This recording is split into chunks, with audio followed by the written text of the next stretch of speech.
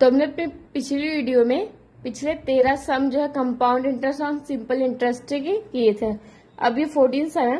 The cost of machinery is ₹12,00,000 1,25,000 of its useful life is estimated to be 20 years and the rate of interest depreciation of its cost is 10% per annum than the scrap value of the machineries। अब इसमें क्या बोला गया है कि एक machinery है जिसकी वैल्यू कितनी है 1,25,000 रुपए, तो 20 साल बाद उसकी वैल्यू डेप्रिसिएट का मतलब होता है, डेप्रिसिएशन का मतलब होता है कि किसी भी चीज की वैल्यू जो है, अगर हम आज कोई सामान खरीदते हैं तो उसकी वैल्यू 10 साल बाद क्या होगी, कम हो जाएगी, तो उसको क्या बोलते हैं, डेप्रिसिएशन। अब तो 10% की इंटरेस्ट पे 20 साल के बाद अगर उसकी वैल्यू हर साल 10% कम हो रही है तो 20 साल बाद उस मशीनरी की वैल्यू कितनी होगी। तो हम इसका फॉर्मूला कैसे लगाएंगे। अब जो है हमें डेप्रिसिएशन घटता है तो हम यहाँ पर क्या लगाएंगे, माइनस। कंपाउंड इंटरेस्ट के फॉर्मूले में क्या आएगा, माइनस। उसके बाद हम इसको कैलकुलेट कर लेंगे। प्रिंसिपल कितना हमारे पास 1,25,000 और टाइम कितना है 20 ईयर, रेट ऑफ इंटरेस्ट कितना है 10%। इसको माइनस करके हमारे पास ये जो है 1 लाख ये जो अमाउंट है हमारे पास ये वैल्यू 15,187 रुपीज जो है 20 साल के बाद उस मशीनरी की वैल्यू हो जाएगी। नेक्स्ट सम है, mister X invest P amount at simple interest rate 10% and mister Y invest Q amount at compound interest rate 5% compound annually at the end of. अब इस समय क्या कहा गया है कि जो मिस्टर एक्स है वो इन्वेस्ट कर रहा है अपने पास किसका अमाउंट, पी का, और जो वाई है वो किसका अमाउंट इन्वेस्ट कर रहा है, क्यू का। कितने रेट ऑफ इंटरेस्ट पे 10, और ये दूसरा वाई कितने रेट ऑफ इंटरेस्ट पे कर रहा है 5% कंपाउंड पर। At the end of 2 years both get the same amount of interest, then the relation between P and Q is given. अब इसमें क्या है, जो इंटरेस्ट मिल रहा है उन दोनों को जो है सेम मिल रहा है, तो इन दोनों के बीच हमें रिलेशन बताना क्या होगा। पहले तो हम सिंपल इंटरेस्ट, क्योंकि जो इंटरेस्ट है दोनों को क्या है सेम मिल रहा है, तो हमने क्या निकाला, सिंपल इंटरेस्ट। सिंपल इंटरेस्ट में क्या आएगा, प्रिंसिपल हमें दिया नहीं हुआ क्योंकि वो क्या है अमाउंट जो उन्होंने इन्वेस्ट किया, तो ये प्रिंसिपल 10/100 एंड टाइम कितना दिया था हमें 2 years, तो हमारे पास P/5। उसके बाद हम कंपाउंड इंटरेस्ट पे, क्योंकि मैं कंपाउंड इंटरेस्ट पे निकाला था Q, क्योंकि जो P था उसने किस पे, सिंपल इंटरेस्ट पे किया था, और जो Q था वो उसने जो है कंपाउंड इंटरेस्ट पे इन्वेस्ट किया था अपने पास अमाउंट को। अब यहाँ पे कंपाउंड इंटरेस्ट का फॉर्मूला लगाया। Q क्या था हमारे पास, प्रिंसिपल, क्योंकि हमें कोई प्रिंसिपल दिया नहीं था, तो Q क्या था, प्रिंसिपल, क्योंकि उसने जो अमाउंट इन्वेस्ट किया था। उसके बाद हमने ये फॉर्मूला लगाया कंपाउंड इंटरेस्ट का, और यहाँ पे क्या आया, compound interest simple interest is equal to compound interest, क्योंकि हमको दोनों के बीच के रिलेशन का पता करना है। उसके बाद P/5 इधर से क्या आया, 4 कटिंग करके 41/400, और इधर P प्रिंसिपल को निकालने के लिए हमारे पास क्या आ गया 41/100 Q।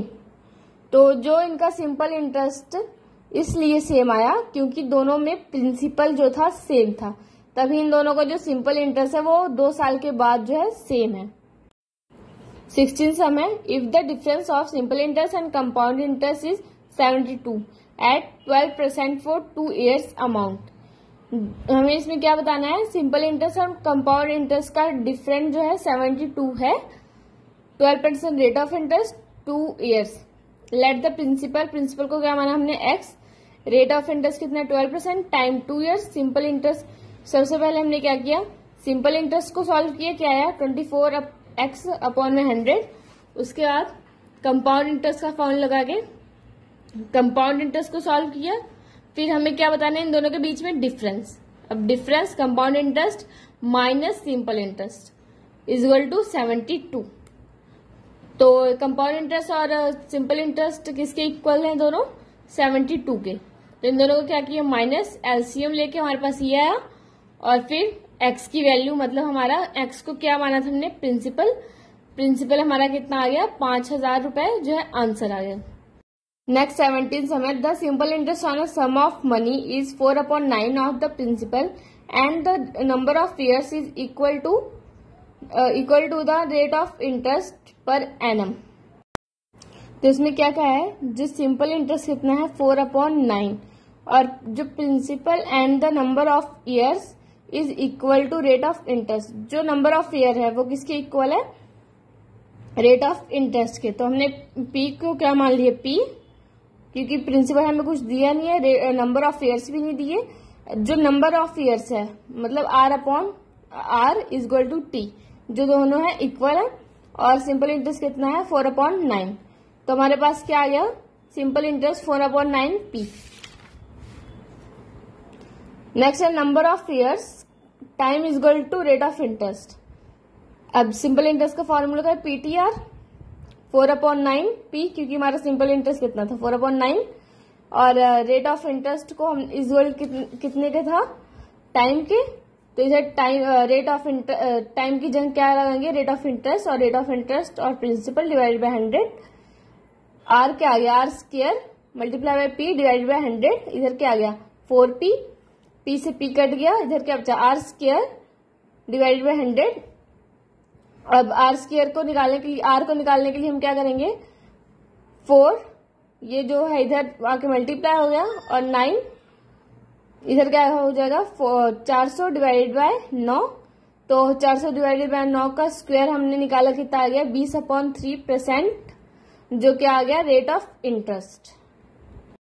19 समय, a sum of money invest of compound interest double itself in 4 years. मतलब कि जो सम ऑफ मनी हमने इन्वेस्ट की थी वो कितनी हो गई, डबल हो गई।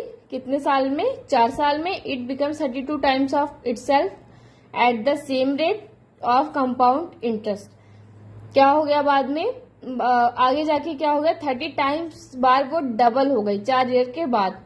ऐसे केस फर्स्ट है, केस फर्स्ट में क्या था 4 ईयर था टाइम और रेट ऑफ इंटरेस्ट हमें नहीं पता था। प्रिंसिपल हमने क्या मान लिया 100 और अमाउंट जब वो डबल हो जाएगी, अमाउंट भी क्या हो जाएगा डबल हो जाएगा, तो 200। और इधर कंपाउंड इंटरेस्ट का फॉर्मूला लगा के हमारे पास कितना आया, हमारे पास यह है 2 is equal to 1 plus R/100 और टाइम क्या है दोनों का सेम है। अब इधर क्या आएगा, ये इधर डिवाइडेड हो गया 2 से, ये 4, इधर 1 प्लस R/100। अब केस 2 में क्या था, प्रिंसिपल तो सेम था और अमाउंट कितना हो गया था 32 टाइम मल्टीप्लाई हो गया था। तो 100 से प्रिंसिपल को मल्टीप्लाई किए, कितना है 3200 और इधर अमाउंट का फॉर्मूला लगाया। अब अमाउंट की जगह हम क्या लिख सकते हैं, अमाउंट के फॉर्मूले की जगह 2 1/4 ये लिख सकते हैं। तो हमने क्या किया, ये लिख दिया। और टाइम कितना आया हमारे पास, टाइम हमें नहीं दिया था इसमें, क्योंकि 4 साल के बाद जो अमाउंट थी वो कभी भी कितनी हो जाती है 32 टाइम्स मल्टीप्लाई। अब है अमाउंट निकालने का फॉर्मूला ये है। अब 1 प्लस R/100 की जगह हम क्या यूज कर सकते हैं 2 1/4 और इधर क्या है 32। अब इधर ये डिवाइड हो गया तो हमारे पास 32 का हमने स्क्वायर किया, कितना है 5 एंड इधर 2 1 टाइम और डिवाइडेड बाय 4, 2 कट गए और इधर क्या है 5 is equal to T/4। Time कितना आ गया हमारे पास 20 साल। मतलब कि 20 साल बाद जो अमाउंट थी 100 रुपए, जो अमाउंट थी 20 साल बाद वो कितनी हो जाएगी 3200 रुपए हो जाएगी। Next 20 sum, a person lends ₹6000 for 4 years and 8000 for 3 years at simple interest. मतलब एक पर्सन था, उसने 6000 इन्वेस्ट किया 4 साल में और 8000 इन्वेस्ट किए 3 साल में सिंपल इंटरेस्ट पे। He gets ₹2400 as total interest. जिसको टोटल इंटरेस्ट कितना मिला 2400 रुपए। तो रेट ऑफ इंटरेस्ट हमें बताना है कि कितने रेट ऑफ इंटरेस्ट से उसको जो है 2400 मिला। प्रिंसिपल क्या था, हम 1 साल का निकालेंगे सबसे पहले प्रिंसिपल P1 मतलब कि एक फर्स्ट ईयर का 6,000, इसका रेट ऑफ इंटरेस्ट कितना था, कुछ नहीं था, हमने R माना। और सेकंड क्या था 3 इयर्स, तो इसका प्रिंसिपल क्या था 8,000, रेट ऑफ इंटरेस्ट कुछ नहीं था और टाइम कितना था 3 इयर्स। टोटल इंटरेस्ट 2400 मिला। और जो total interest is equal to simple interest 1 साल का प्लस सिंपल इंटरेस्ट दूसरे साल का। टोटल इंटरेस्ट कितना मिला था 2400, उसके बाद सिंपल इंटरेस्ट 1 साल का और दूसरे साल को क्या किया हमने, दोनों में प्लस कर दिया। प्लस करने के बाद वैल्यू पुट की प्रिंसिपल, रेट और टाइम की, और इधर 2400 इज इक्वल टू क्या आया, इसको सॉल्व करके 240R प्लस 240R, इसको प्लस करके 480R, तो इसको डिवाइड कर दिया। रेट ऑफ इंटरेस्ट कितना आ गया 5%।